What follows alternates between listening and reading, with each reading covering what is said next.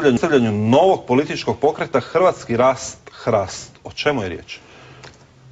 Riječ je opet o jednom pokretu, dakle kao što je bio HDZ svojedobno, koji je 89. utemeljen.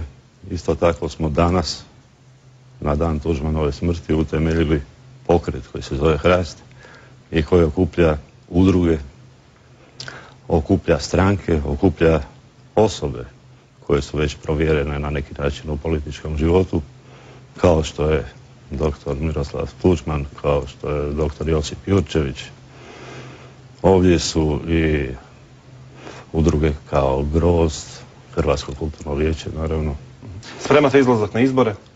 Parlamentarne? Naravno, i usmjereni smo upravo prema parlamentarnim izborima, ali mislimo da treba zapravo doći do preobrazbe kompletne političke scene, a ne samo pozicije, nego i opozicije. Dakle, sve ovo što se danas kreće po hrvatskoj političkoj sceni trebalo bi nestati.